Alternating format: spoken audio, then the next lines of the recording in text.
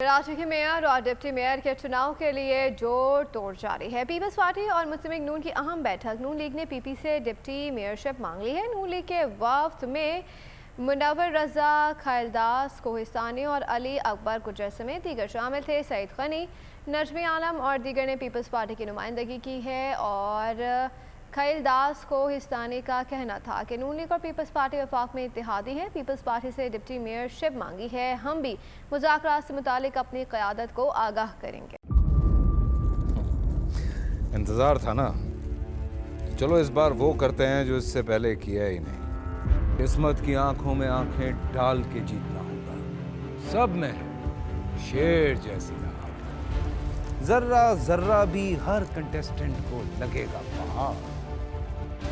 लड़खड़ाना नहीं है, खोल दो अपने पंख अगर आसमान छूना है। अबे लग रहा है ये सब पहले भी कहीं सुना है। एंटरटेनमेंट की गारंटी जनाब, क्योंकि यहाँ खेलोगे कूदोगे तो बनोगे नवाब। खुश रहो पाकिस्तान। खुश रहो पाकिस्तान, बुध और जुमेरात शाम 7 बजे सिर्फ बोल एंटरटेनमेंट पर।